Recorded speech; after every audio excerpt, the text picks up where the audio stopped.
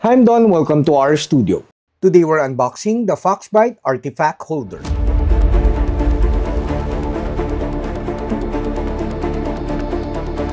I asked my daughter Nico to film this unboxing.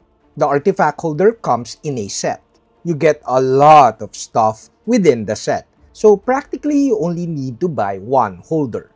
A sticky white putty comes with the set. You also get a thick metal plate that you could stick on your painting table. You have to be decisive when placing the thick metal plate because it's difficult to remove once you've done so.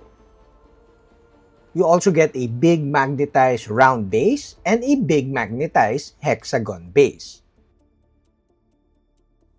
The set also has a new cork magnetized base for pinned miniatures. Now for your standard miniature painting, you get 6 magnetized bases. You get 3 magnetized round bases, and of course you also get 3 small magnetized hexagon bases. The artifact holder and its accessories are solid wood. They're not plywood, not compressed wood, not plastic. Now the main feature of this artifact holder, at least for me, is the wire stabilizer. You rest your pinky finger or your hand on this wire stabilizer while painting a miniature for more precision. Installing the wire stabilizer can be tricky. You have to insert the other side first before installing the other side. The holder allows 3 adjustments for the wire stabilizer, like the middle part, a really low wire stabilizer, and a really high wire stabilizer for bigger miniatures. The magnets makes the bases easy to swap, especially for army or batch painting.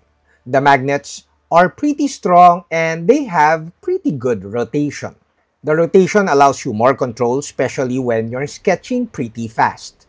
My older 2 holders, which I have been using for a while now, doesn't include the cork base. So I had to take one from our stock so that I have the cork base.